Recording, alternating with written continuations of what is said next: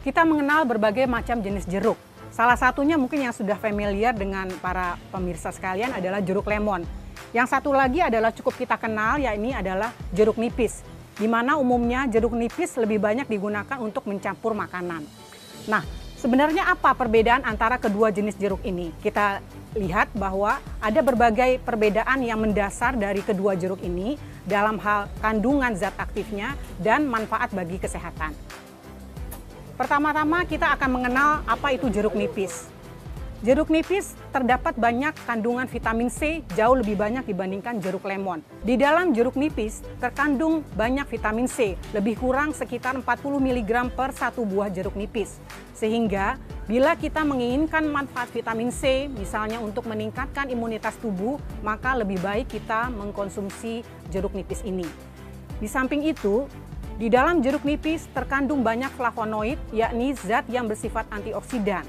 Sedangkan di dalam jeruk lemon lebih banyak terkandung mineral, misalnya Fe, zat besi, atau kalsium. Manfaat kesehatan yang bisa diambil dari jeruk nipis, misalnya untuk melegakan pernafasan sehingga dapat meredakan batuk, atau bila kita ingin meningkatkan imunitas tubuh, kita bisa mengkonsumsi jeruk nipis secara teratur. Di segmen Hidup Sehat Plus kali ini, Dr. Wawai Muli Arozal akan menjawab 6 mitos yang banyak beredar di masyarakat. Apa saja ya? Yuk kita simak. Fakta mitos pertama, mengonsumsi perasan air jeruk nipis dapat membantu menurunkan berat badan.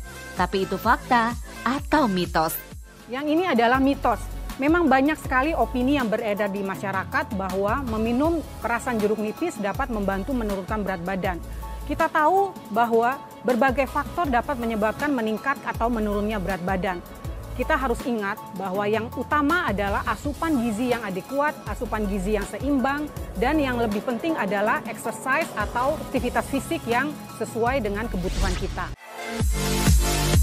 Fakta mitos kedua, batuk merupakan respon tubuh untuk mengeluarkan zat atau benda asing pada saluran pernapasan.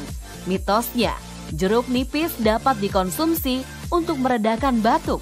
Benarkah itu fakta atau mitos ya? Yang ini adalah fakta. Yang menarik dari jeruk nipis ini, dia dapat membantu mengurangi sekret atau mengencerkan lendir sehingga lendir menjadi lebih mudah keluar dan itu akan membantu meredakan batuk. Hal lain yang bermanfaat dari jeruk nipis ini, di mana peradangan yang biasanya diikuti dengan batuk, terjadi biasanya di daerah tenggorokan, dapat diredakan dengan meminum secara teratur perasan jeruk nipis ini. Fakta mitos ketiga, mitosnya mengonsumsi jeruk nipis secara berlebihan justru dapat menyebabkan gangguan kesehatan. Salah satunya adalah migrain. Benarkah? Yuk tanya lagi sama Dokter Wawa, itu fakta atau mitos? Ini adalah fakta. Konsumsi jeruk nipis yang berlebihan dapat memicu atau mencetuskan serangan migrain atau sakit kepala sebelah. Beberapa pasien yang menderita migrain, dia akan terpicu serangannya bila mencium suatu bau yang khas yang terdapat di dalam jeruk nipis. Di samping itu, jeruk nipis juga mengandung zat yang namanya tiramin, suatu asam amino yang juga dapat mencetuskan serangan migrain.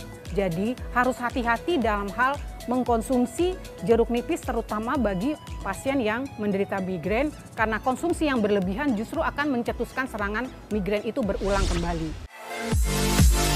Di masa pandemi, imunitas tubuh yang baik adalah salah satu kunci dalam menangkal bermacam virus berbahaya. Fakta mitos keempat, mitosnya lemon baik dikonsumsi untuk meningkatkan imunitas tubuh. Itu fakta atau mitos ya? Yang ini adalah mitos. Meskipun di dalam jeruk lemon terkandung cukup banyak vitamin C, tetapi tentunya itu tidak cukup untuk menjaga imunitas tubuh kita.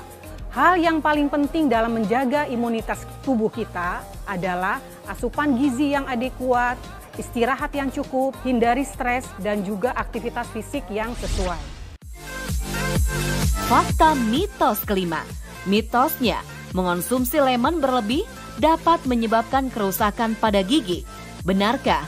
Yuk tanya lagi sama Dokter Wawai Muli, itu fakta atau mitos? Ini juga suatu fakta. Kita tahu bahwa jeruk nipis bersifat asam dan ini bersifat erosif ini dapat mengganggu lapisan email di daerah gigi. Sehingga pada saat kita mengkonsumsi jeruk nipis, pastikan setelahnya kita bisa bilasnya dengan air putih sehingga tidak terlalu lama kontak antara jeruk nipis dengan gigi kita. Bagaimana pemirsa? Sudah jelaskan mana yang fakta dan mana yang mitos dari lemon dan jeruk nipis. Nah, bagaimana ya cara mengonsumsi jeruk nipis serta lemon?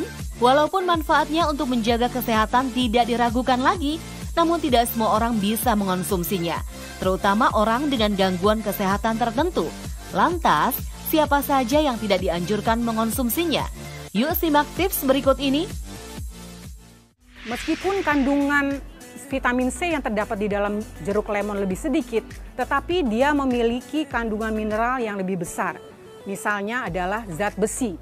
Zat besi diperlukan dalam keadaan kita menderita anemia, karena besi merupakan salah satu komponen mineral yang penting dalam mentransport oksigen melalui darah. Pada penderita dengan anemia, disarankan lebih banyak menggunakan jeruk lemon. Dalam hal misalnya dicampurkan dalam selada atau dicampurkan di dalam bahan makanan yang lain. Di samping itu, jeruk lemon juga mengandung banyak kalsium. Artinya pada penderita dengan gangguan tekanan darah tinggi, baik sekali mengkonsumsi jeruk lemon karena dia mengandung banyak kalsium yang dapat membantu meningkatkan diuresis dalam tubuh kita sehingga membantu menurunkan tekanan darah. Cara paling mudah dalam mengkonsumsi jeruk lemon adalah kita bisa mengiris lemon tersebut, kira-kira seperti ini. Kemudian memeras irisan jeruk lemon tersebut, dicampur dengan air sampai habis, kira-kira lebih kurang setengah atau 1 buah jeruk lemon. Nah, untuk mengurangi rasa asam oleh karena perasan jeruk lemon tadi, kita bisa memberi campuran dengan madu. Kita tahu madu memiliki banyak manfaat kesehatan. Jadi untuk memberi efek manis pada perasan jeruk lemon ini, kita dapat memberikan campuran madu. Jadi jangan diberikan gula karena pada orang-orang dengan gangguan gula darah itu tentu akan berefek negatif. Jadi untuk lebih kurang 100 ml air putih, kemudian kita bisa campur dengan 1 butir jeruk lemon, diperas airnya, kemudian bisa ditambah dengan lebih kurang 1 sendok makan madu untuk memperoleh rasa yang enak, rasa yang manis. Di samping kita tahu bahwa madu memiliki efek yang positif bagi kesehatan. Cara lain dalam mengkonsumsi jeruk lemon adalah kita bisa mencampur dalam teh. Lebih kurang biasanya kita menggunakan teh celup. Kemudian kita bisa menambah aroma jeruk lemon dengan menggunakan perasan jeruk lemon tadi.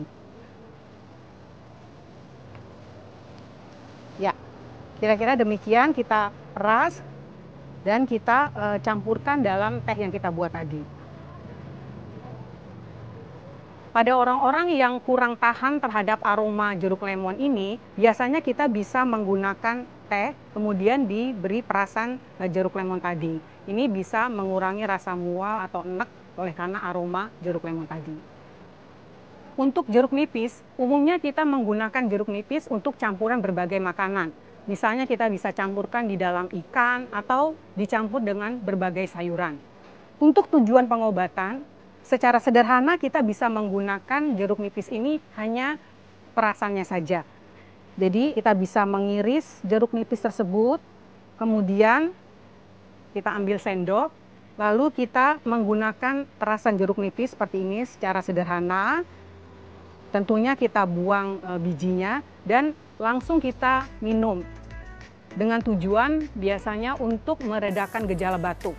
Karena zat-zat aktif yang terdapat di dalam jeruk nipis ini mampu mengencerkan lendir sehingga meredakan batuk karena lebih banyak lendir yang lebih mudah keluar. Hal-hal yang perlu diperhatikan dalam mengkonsumsi jeruk lemon maupun jeruk nipis, kita harus ingat pada orang-orang yang menderita penyakit lambung, misalnya GERD, gastritis, tentu harus dihindari penggunaan berlebih dari kedua jeruk ini. Mengapa demikian? Karena kedua jeruk ini dapat meningkatkan produksi asam lambung yang tentunya akan berbahaya bagi penderita dengan gangguan fungsi lambung. Hal yang perlu diperhatikan adalah jangan terlalu kontak lama antara jeruk nipis ini dengan daerah mulut kita. Karena keasaman yang terlalu tinggi akan menyebabkan gusi dan gingiva kita akan menjadi erosi. Umumnya setelah kita mengkonsumsi jeruk nipis atau jeruk lemon, biasakanlah untuk kemudian meminum air putih dan kumur-kumur seperti itu untuk menghilangkan keasaman yang berlebih pada rongga mulut kita.